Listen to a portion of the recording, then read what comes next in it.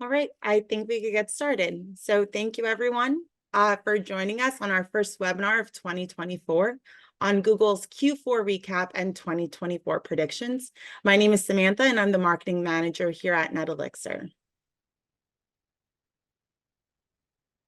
Today's agenda will keep it simple. We're going to cover 2023 holiday results and insights, and then diving right into e-commerce marketing trends for 2024. Our digital marketing experts have been perfecting a growth formula for, as of this Friday, 20 years. We help our brands redefine their search marketing strategy using a combination of AI-powered tools and real-time consulting. Our team's expertise has allowed us to be a part of Google Leadership Circle. We're among just 27 agencies out of 10,000 in the US, and the only one from New Jersey. We're also a certified minority enterprise through the National Minority Business Council. And before we get started, of course, I'd like to introduce our speaker, Udayan Bose, founder and CEO of NetElixir. Udayan is an innovation fellow at Columbia Business School and a guest lecturer at Cornell University, City University of New York, Baruch, and the Indian School of Business. Udayan's passion for helping e-commerce brands has propelled NetElixir to be a premier source for not only e-commerce strategy, but also industry insights and data. So with that, Udayan, I hand it off to you. Thank you very much, Sam, and thanks everyone for joining in. It's probably a little late for us to really be sharing the Q4 results, but we will sort of recount it still as well. It's almost like a milestone for us, getting to the 20-year mark day after tomorrow, and there is understandably a huge amount of change which has really happened in the industry in the last 20 years. 20 years back, there was no Twitter. Well, Twitter became Twitter and then it became X. There was obviously no Snap, no Pinterest. I think most of these were not even there as such. So it's understandably, I'm really overcome with a bit of a feeling of deja vu as I really get into the presentation as such. But without further ado, let us dive right in. And what we have tried to do is, other than the Q4 results on Google, wanted to also really touch upon the holiday, more of the trends rather than results. I think results are pretty openly available now. For our data set, we saw a growth of about 8.3%. It was a reasonably strong holiday season for our customers. We saw that the growth was pretty distributed. So we are seeing the first big trend I really wanted to highlight is a more of a homogeneous growth across the country as such. So you would see that South, till about COVID, was a little behind in terms of the online shopping prevalence. That really sharply went up during COVID, and those states continue to really lead in terms of their online shopping behavior. West and East Coast already were extremely well penetrated when it comes to online shopping. They continue as such. Midwest also, much like South, I think, had a slightly lower penetration compared to the West Coast and the East Coast, and that also has really caught up quite substantially as well. But it was a fairly well distributed overall growth as we really saw it across the regions. But in terms of, I think, getting into the Google part effectively, I think one of the things which became quite obvious and extremely prominent was the continuing increase in focus on Performance Max and other AI-driven modules by Google. Just FYI, this is almost like a category by category. What is the percentage of orders which came through search versus the percentage which came from Performance Max? And we have tried to call out separately 2022 and 2023 effectively as a percentage of orders as such. So for example, in beauty and cosmetics, we saw that about 22% of all the orders in 2023, roughly, actually it sort of went down a little bit in the data set. So it has been around 30% coming from Performance Max. Business supplies, it went up from 39 to 57%. Fashion apparel, it sort of went up from 47 to 31%. So I think overall, I think the message is pretty clear that Performance Max will really become more and more important, specifically as the Chrome third-party cookie deprecation has started already. I think this will see an inordinate focus by Google essentially to popularize this. The other part also is we really have to be cognizant of the fact that there are multiple forces happening in the search world. And through two of the biggest forces, other than the cookieless world and the emergence of the cookieless world, which is really leading to a lot of the changes. I think the first big change which is really happening is due to the chat mode or the chat bots being very prevalent.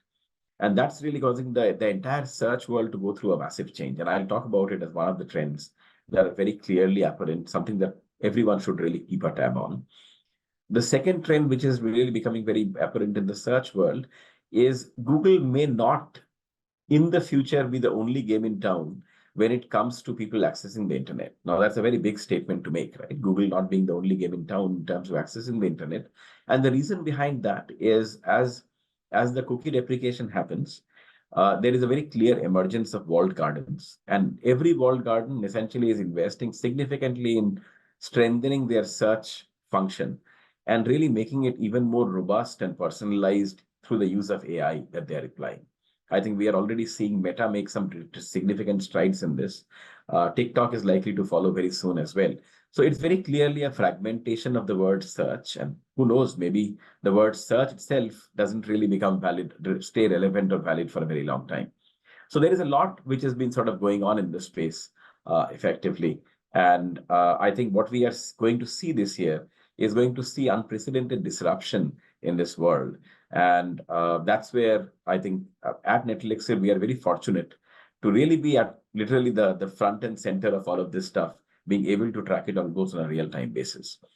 So in terms of some big observations and comments, the first part is we expect the AI modules like Performance Max and Advantage Plus, I mean, to contribute about 80% plus of all the orders by 2025. That number, as you can see, on average is probably about 45 to 50% already. So by end of 2025, we expect that to about 80%, if not more. Deprecation of third-party cookie, we have seen very clearly all the channels, the walled gardens becoming more and more prominent. And the third one, I think it's very clear that the rules of the game or rules of engagement or campaign management have to change quite dramatically to succeed in these walled gardens. You can no longer really rely on just anything manual or anything which was in a very batched mode. You really have to really deploy AI tools like Alexa Insights. That's basically our AI marketing tool to really go ahead and just maximize the outcome that you are able to get from these literally opaque or black box modules like Performance Max or Advantage Plus. I'll be happy to take any questions. So feel free to add any questions that you have on the chat box constantly. But let me move on to the e-commerce marketing trends for 2024. I first of all try to really qualify this as mega forces. By mega forces, I think there are quite a few which are going on. I'm really focusing within the technology space, three big forces. The first one, already touched upon it, the cookieless world. So the crumbling of the third-party cookies. The second one is the emergence of chatbots and how chatbots are really taking over digital marketing or everything digital almost. And last but not the least, I think, and that's just purely my personal opinion, I think with the launch of the Apple mixed reality headset, I think there is something that may not really meet the eye immediately, but metaverse, I don't think is it's fair to really call off it as a one-time sort of a blip, because I think metaverse is likely to make a big comeback, and we'll start to see some developments this year. But I think more or less, I think by 2026 or 2027, I expect metaverse to really get back and become a significant force as such. And let me explain each one of these in a little more detail as well. The first one, I mean, goes without saying, chatbots are everywhere. I mean, it's pretty much redefining as to how we work. It is redefining digital marketing. It is redefining how we search, literally how we do anything and everything almost. So chatbots everywhere, I think, is going to be the first mega theme that I am going to talk about. So we started seeing it already. The chatbot-led discovery and the shopping will definitely grow in importance. And we saw very clearly, I mean, during Black Friday, I was sort of doing some GPT-4-led searches during the Black Friday deals. And already it is proving to be extremely powerful in terms of doing research and so on. So that's, I think, one of the areas which will continue to grow. And what would also happen is it would lead to the emergence of personal shopping agents as such, which really remove the shopping friction, leading to a spike in e-commerce sales. So let me explain this. So let us say you have the different walled gardens within which there are shoppers. And these shoppers effectively, I think, let us say a classic case would be social media. They are there for more of the social media experience and meeting with their friends rather than essentially always making a purchase. And that has been, I think, a big problem about the shops, the social commerce space as such. But we would see that as the technology learns more and more through the very clear and I would say at this point in time, from Meta perspective, a rather deliberate and aggressive implementation of AI chatbots, they would sort of learn a fair amount in terms of our browsing behavior, shopping behavior, social interaction behavior, etc., etc. As a result of which, they would actually really be able to build almost like a personalized shopping agent, which would be non-intrusive. And it would really be able to build that or create that frictionless shopping experience, which I believe will really lead to a big spike in e-commerce sales. And by big spike in e-commerce sales, I'm pretty sure many of you would be familiar with this graph. We saw a big spike happen during COVID, and then it sort of flattened out a little bit, but it never really came back to the pre-COVID numbers, right? It was still significantly high. I feel that through this widespread adoption of the overall chatbots and generative AI, that percentage of online shopping is actually finally going to cross that 20% mark by 2025. I know it's a very optimistic projection because the number, as you can see very clearly, currently is at about 16%. But I think a 4% jump is possible, and I'm really placing a bet effectively on the generative AI-led chatbots to really reduce this friction and make that happen. Again, happy to answer any questions that you may have at all. On the same lines, the chatbot also would really lead to the emergence of search agents as well. I mean, it effectively, we are already seeing not only deployments in software, but hardware as well. And expect generative AI to be pretty much everywhere.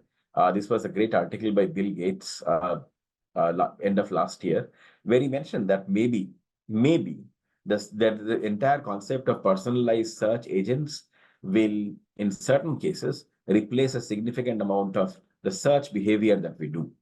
So the question that we have really to ask, as Microsoft Bing adds on new advanced features like deep search, which can really understand your complex queries and will come up with those answers as well, is how does the world of search change in this overall ecosystem?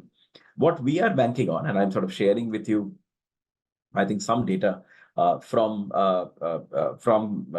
Comscore, which came out in November. There are two things which are very clear. One is overall, we have to really redefine search. We have to really expand the scope of search from just being web search to web plus generative AI or chatbot-led search as such.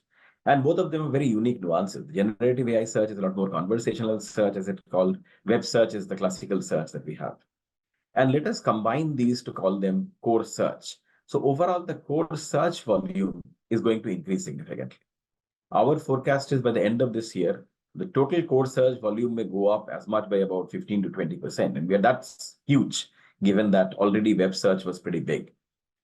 But even more, we feel just because of the initial prime mover advantage that Bing has or Microsoft had because of with collaboration or partnership with ChatGPT or OpenAI, we believe that Bing's share of core search market actually may increase by about 8% or more by the end of this year. And it will almost entirely be driven by generative AI search. And there are 2 or 3 core reasons why this may happen. One, I think you may have all read or heard about the Gemini introduction, and the first it was Bard and now the Gemini. So Google is also constantly working on it. But if you really look at as to what they have launched so far, for example, let us say Gemini Pro has been launched. The capabilities are still at probably a ChatGPT 3.5 level. And by the time they come up with Gemini Ultra, which is likely to happen sometime this quarter, it is my belief that ChatGPT 4 will actually sort of no longer be the newest thing. We think that ChatGPT 5 would be introduced fairly soon as well, possibly in Q1 itself. So it will be really difficult to bridge this gap that exists purely in terms of technological sophistication and the quantum of search which is happening. So that brings me to my second point. The first part is just the technological advantage which OpenAI has. I don't think they are going to really let that go. The second point that I really wanted to mention also is at the end of it, all of this is based on data and access to data. So very clearly, we feel that just the quantum of searches which are happening, or I don't know whether I should call it searches or conversational searches which are happening on ChatGPT, is significant. And with every interaction, every data point, the technology becomes smarter or stronger. So in such a situation, it becomes what we call the exponential curve in terms of increasing intelligence, right? So it's almost like an exponential curve of improving and increasing intelligence. And that may be really difficult to beat or match. That's, I think, the second component. So I think there may remain a gap, which may render the use of Bing and Bing plus ChatGPT combination perpetually almost, at least for the foreseeable future, attractive enough. And third, but I think it's an important component as well. So far, Microsoft has done a far better job than Google in terms of using and applying generative AI everywhere. They still, I think, have about 50% of the ground yet to be covered, but that 50% that they have covered is within the record amount of time in less than 6 months. So from that perspective, they are just using this Gen AI everywhere, I think, is something which is a significant advantage that they really have.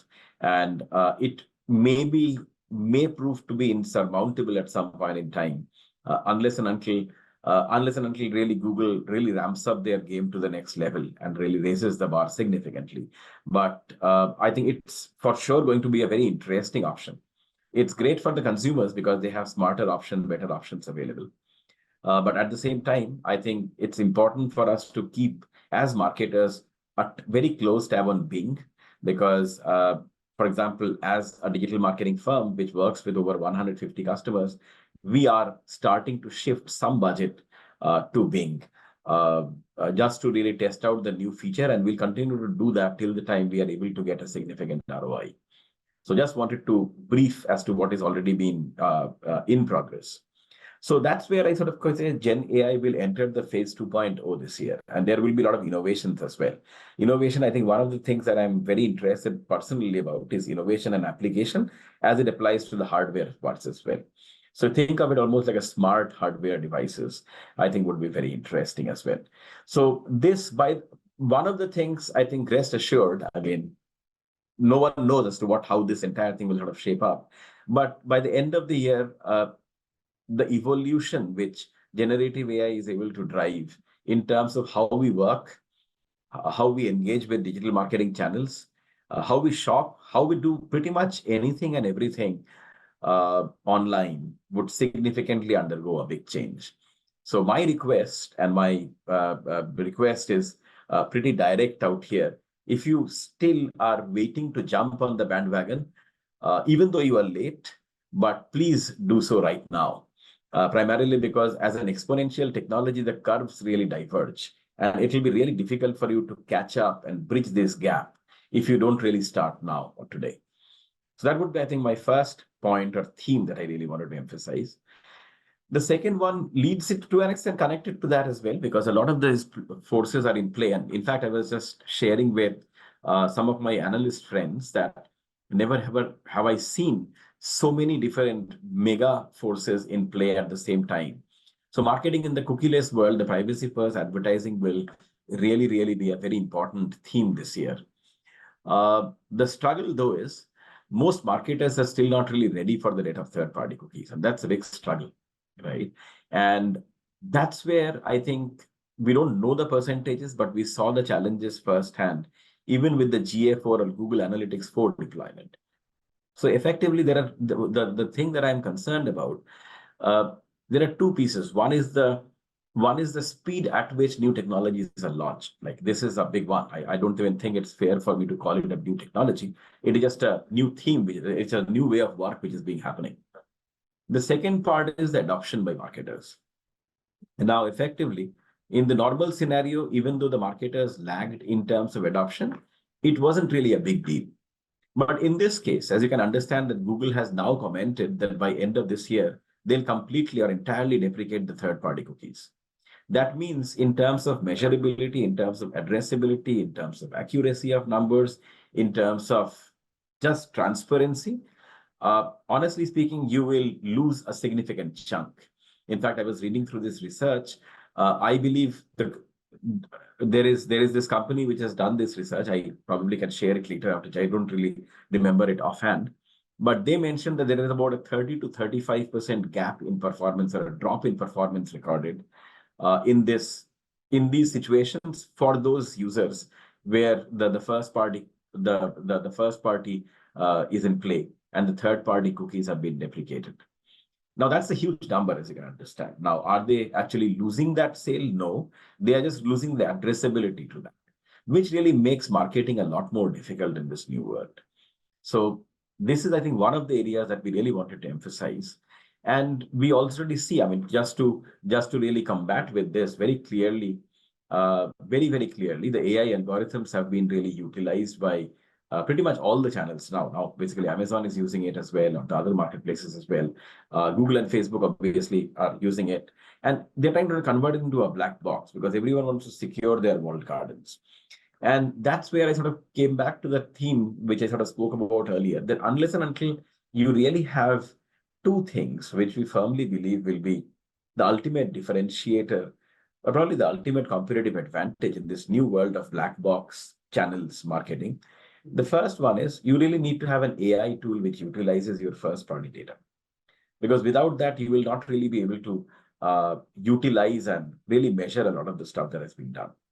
The second part, which I think I really wanted to emphasize, is the importance of experimentation, because the AI tool will really help you identify those audiences that you really add as an input variable or an input signal and a seed. But at the same time, you have to constantly keep on experimenting. You don't know as to what is happening within that black box. So you're essentially controlling the input, and you are constantly trying to really tweak based on the output that you are receiving. So this entire process at Netlexer, we call it a process of adaptive experimentation. The reason it is called adaptive experimentation is because constantly you are tweaking to really get to a certain high performance. And the adaptive experimentation concept is based on a very interesting scientific overall research study, which is typically being called the aggregation of marginal gains. So every experiment you are trying to really sort of focus on one variable and just tweak it a little bit, with an effort that the outcome is impacted by about 1%. So a small deal, a small deal, effectively. But all of these 1% added together suddenly becomes a huge force. And I make a very big statement. And my statement would be the future of digital marketing would be really owned and run and governed by companies or dominated by companies which really mastered this art of rapid adaptive experimentation. Earlier, if we really look at Google Ads, it was all dominant based on, for example, the keywords, the number of times you were changing bids, right? You had the bid management software, et cetera, et cetera. Now, all that is gone because the machine learning of Google takes care of it. What you can control is the quality of your experiments. The quality of your experiments would be obviously determined by your obviously experience that you have, the technology that you have, and the resources that you have at your disposal as well. Can they do those rapid adaptive experimentation and really come up with the insight which really helps you improve and get that aggregation of marginal gains, get those marginal gains that all sort of adds up. So that's the part which we are seeing very clearly as the future of digital marketing as such. As the third-party cookie deprecates, I think the retail media networks really started becoming significant, specifically during COVID, and they have kept growing constantly.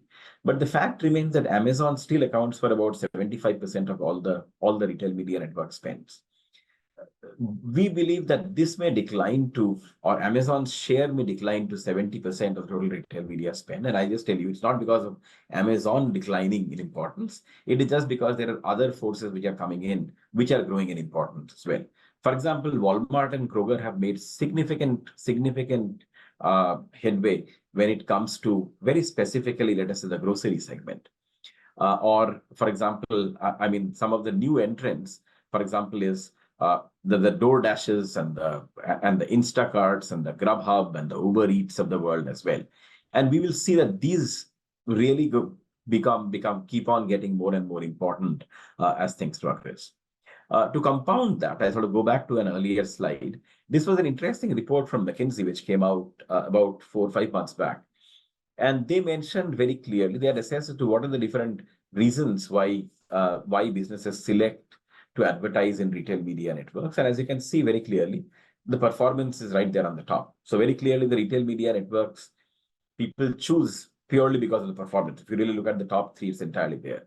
Now, I have big questions for the smaller retail media networks where they may not have enough traffic and obviously not enough performance or adequate performance gains. And it may not be completely off the cuff for me to really probably even mention that maybe some of these smaller retail media networks, which have really sort of come up, actually may really go through a consolidation drive sometime starting in 2024 as well. So a lot of these factors are in play as we go into retail media network, but this space definitely is hot. And with specifically a big focus from the Door Dashes and the Grubhubs of the world, this becomes even stronger as well. I think one question that I got from Thalia was what ecosystem needs to be created to incorporate AI? I think a couple, very basic ones, Thalia. The first one is, every business really needs to have their own or design their own first-party data strategy. Without the first-party data strategy, you really can't really utilize all the data. And still, when we really work with a lot of omni-channel retailers, they have data everywhere. Someone has to really bring it all together, and there has to be a first-party data strategy in play, which is then executed, of course. The second one is you really need to have those AI tools to be able to really do something with this first-party data that you have.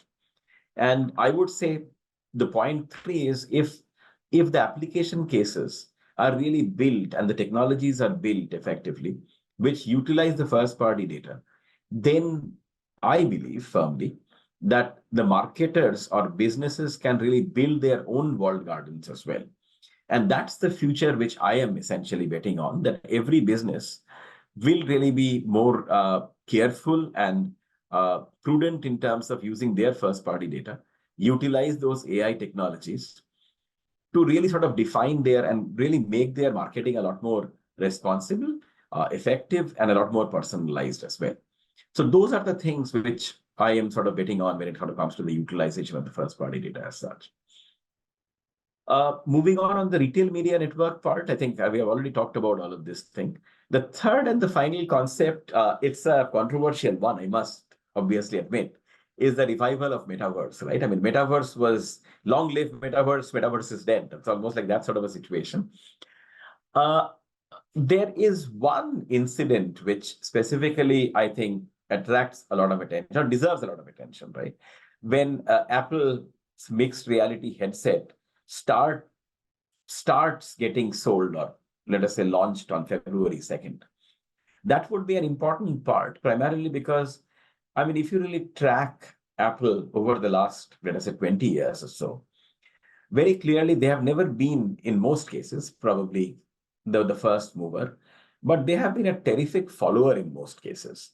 And then, I think, tremendous amount of respect on Apple as typically a tremendous operator or an operational company as such. So from that perspective, when they are investing to really build this mixed reality headset, they are essentially betting on some future. And that's, I think, one of the reasons. And don't really get dissuaded by the $3,500 pricing. That's typical of Apple. They start with typically at a higher level and probably sort of slowly introduce the skimming prices later as well. But it really gives them a great opportunity for them to test the market, see if they are able to sway some of the hardcore Apple fans into utilizing the Apple Vision Pro and really understand the behavior.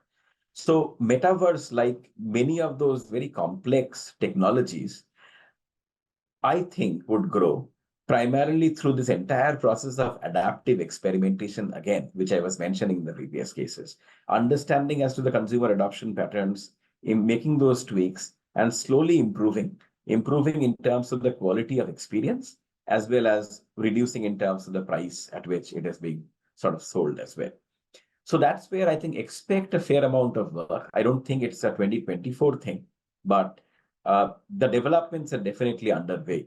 It also becomes extremely interesting because this may actually turbocharge this entire world of social commerce. Like one of the things which we have been seeing very clearly as to TikTok really having emerging as the number one search engine effectively for the Gen Z segment. Now, from that perspective, they have already been able to attract this audience, right? This particular segment, which is having a greater and greater marketing or buying clout with every passing day. Now, with this part, the AI-powered personal agents, if they introduce with that in the TikTok shops, just think as to how much of a captive audience does TikTok have within its walled garden.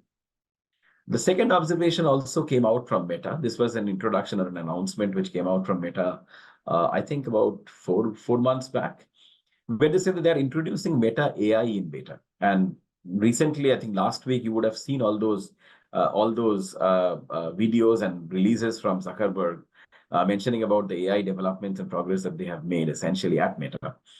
Now, this would be very interesting because, again, it can personalize the entire shopping experience. One of the struggles, I think, as e-marketer or insider intelligence points out, the struggle of social commerce has been people go to social media sites to really chat with their friends or meet their friends, right? Not to really buy. And as a result of which, the social media buyer percentage has never exceeded till now even 50% of all the people who are using social media. It is my belief that the percentage is likely to increase, driven by AI-powered, again, very personalized social media agents or shopping agents, or maybe almost like a shopping concierge, which can really help. And what we believe it potentially can shift the skew. So one is the more number of Gen Zs who are much more likely to engage in social shopping or social commerce. The second part also is the application of Gen AI in terms of making very personalized experiences may lead to a 14% increase in the percentage of social shopper. When I say 14% increase, basically, as you can see, Insider Intelligence is projecting in 2027 about 51%. Add to that an extra 14%. If everything sort of goes well, this percentage actually may not be 51%, maybe actually a lot higher to about 65% of all the people engaging in social media may actually make a purchase or engage in active social commerce. So all of these are pretty big shifts and changes. But just think of what happens when Gen AI really meets the metaverse, because that is like two mega forces meeting. So that is the reason I don't think it's fair to really count out, because all of this is evolving at a very, very fast pace. We also believe, again, our space started getting disrupted 2 years back, right, with the performance max, etc., and automation, etc. As a company, we really have now moved almost entirely into an AI first manner. And the reason we say that we have really been, I think, ahead of the curve in terms of building an AI first digital agency, because we have been able to utilize AI not just to do more with less, which is more of, we have really built something called an LXR GPT layer on ChatGPT, which is a very safe, privacy first environment to really sort of do stuff. So again, a human being plus a co-pilot. But at the same time, we really also have utilized technology, built our own machine learning algorithms, and built our AI marketing platform, which has the capability of proactively identifying those high-value shoppers from a live data stream and target them very precisely through Google and Bing, thereby significantly increasing the marketing return on investment. So that's the future that we are as an agency banking on as well. And it's our belief that the future would be sort of run essentially through a big marketing brain, effectively, and every company has their own marketing brain, which is really utilizing their own first-party data and really help them make those efficient, smart, and very responsible decisions as such. So let me sum up all of these trends. All of these are big trends. There is a lot to unpack, as you can understand, through this entire thing. But these are some of the mega themes that I think Gen AI 2.0, I think, will emerge. marketing in the cookieless world will really require a strong and a fast adoption of AI technologies like Alexa Insights. And we can hope to see the revival of metaverse, the activities start in 2024. So those are, I think, the key parts that I really wanted to highlight and showcase effectively. And happy to really answer any questions that you may have. And yeah, let me pause there. As I know we are a little ahead of time, but happy to answer any questions that you may have.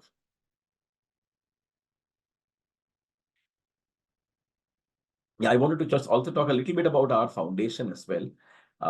I mean, we support the education of high school and basically young girls from underprivileged segments of the society in Hyderabad in India. And we run a foundation called Udayan Foundation, where we sponsor the high school and the college education for these young girls, really help them to pursue their dreams effectively. Because I think one of the big struggles that we are trying to address, that as we really talk about AI and technology and the advancement, I think we really want to use a very inclusive approach to the entire growth process. And at this point in time, despite all the talk about technology, automation, AI, etc., unfortunately, it is very restricted and limited to only maximum 500 million people, probably not even that. So we can't really have a world whereby 8.5 billion out of 8 billion people plus, only 500 million have access, and the balance 7.5 billion have no access. So this is in a very, very small way. We are currently supporting about 22 girls, trying to really bridge the gap and get them in this 500 million group is, I think, what the point is. Because that really makes for a much more inclusive world and an equal world as well. So that's what I had. You can scan this QR code if you are interested in making even a small donation. Just to give you an understanding, just an investment, a donation of $1 can help buy a meal or a lunch for one girl from these slum areas in Hyderabad. But thank you. Thanks a lot. Thanks, Udayan. We do have a couple questions that came in Sure. at the end. Let's start with the first one. So with the evolving ad spend outlook for the first half of 2024, what adjustments do you recommend for marketing executives to stay competitive? Oh, that's a big question. That's a great question. I think the first one I would really emphasize, Sam, which I shared in the previous one as well, is really try to be more sensitive to your first-party data. Because without the first-party data and not really connecting this thing can be a big disadvantage. And things are moving extremely quickly. So I think having the first-party data and really then applying the right technology and knowing the right technologies to use, I think is a key component. The second one is, I think Bing is definitely worth keeping a tab on. You can't really take your eyes off Bing, primarily because of that OpenAI and the core search, the entire ecosystem. So that's, I think, the second one that I would take. And the third part is always keep a tab on Meta and Facebook. I myself am to blame that I have not been always very bullish about Mark Zuckerberg's different moves and steps. But I mean, one thing you really have to give it to that gentleman is he is always taking chances and making big bets.